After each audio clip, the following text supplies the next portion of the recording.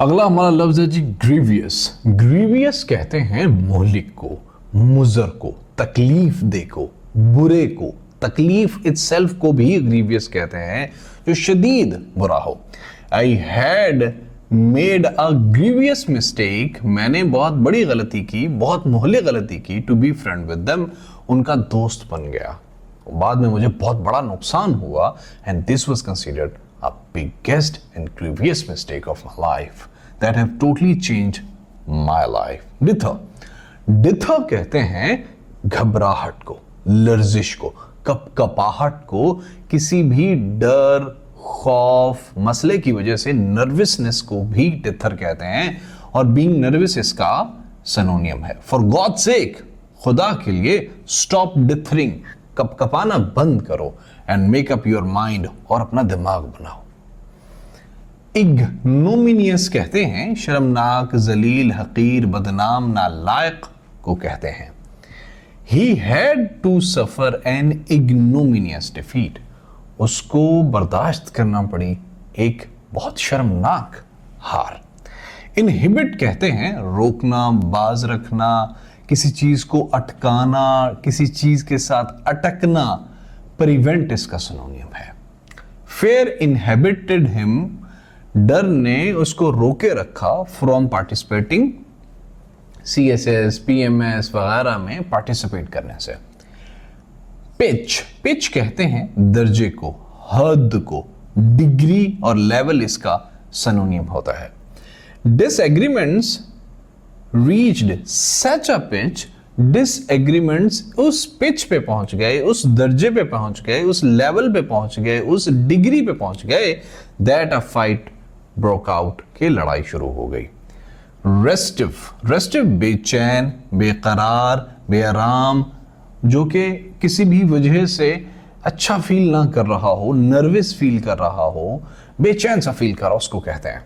The horses are restive tonight, आज हमारे घोड़े बेचैन हैं, बेकरार हैं, बेआराम है। There must be wolves out there, जरूर वहां भेड़िए होंगे।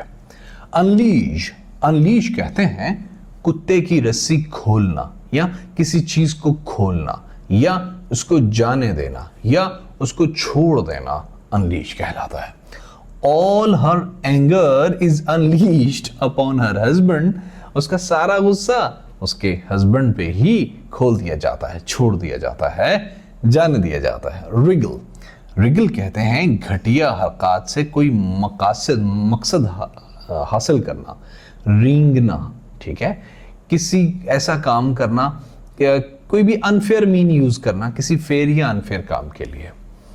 You know you are to be blame, तुम्हें पता है तुमने गलती की है और इल्जाम भी तुम ही पे आएगा। So don't try to wriggle out of it, कोशिश मत करो कि तुम इससे बुरे तरीके से, अनफेयर तरीके से बाहर आ जाओ। So take your blame whatever you have done.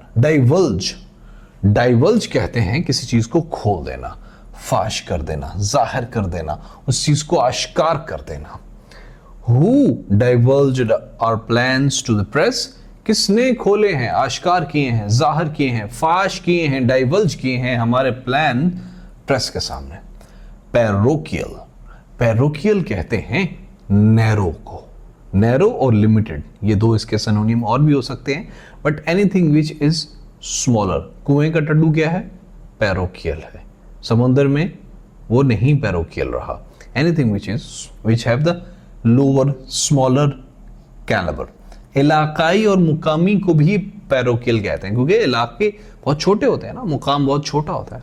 So local newspaper tend to be very parochial.